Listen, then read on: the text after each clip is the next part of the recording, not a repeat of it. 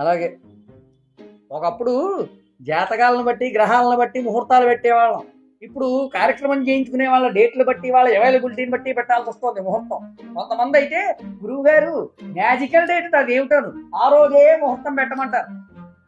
మళ్ళీ ఏదైనా తిరిగి మాట్లాడితే ఇంత పొడుగుతుంది అందరికి కోపం. మేము కార్యక్రమం చేస్తుంటే మధ్యలో ఫోటోలు వీడియోలు తీసుకోవాలి. కానీ ఇప్పుడు వాళ్ళు ఫోటోలు వీడియోలు తీసుకుంటుంటే బ్యాక్గ్రౌండ్ లో మేము మంత్రాలు చదువుకుంటున్నట్టుంది. అదేమిటండి అంటే ఎంత పొడుగొస్తుంది అందరికి కోపం. మొన్న ఆ మధ్యన హైదరాబాద్ లో కార్యక్రమం చేయించడానికి వెళ్తే అంతా అయిపోయాక నా సంభావన నాకు ఇవ్వడానికి 30 తెప్పలు పెట్టి 3 చెరువులు నీళ్లు తాగించారు. కానీ అదే కార్యక్రమంలో మధ్యలో ఒకళ్ళు వచ్చి చప్పట్లు కొడితే పావుగంటలో ₹1,00,000 ఇచ్చారు. వాళ్ళ వల్లే మంచి జరుగుతుందంటే చప్పట్లు కొట్టించుకుంటూ కార్యక్రమాలు చేయించుకోండి, మధ్యలో మేమెందుకు.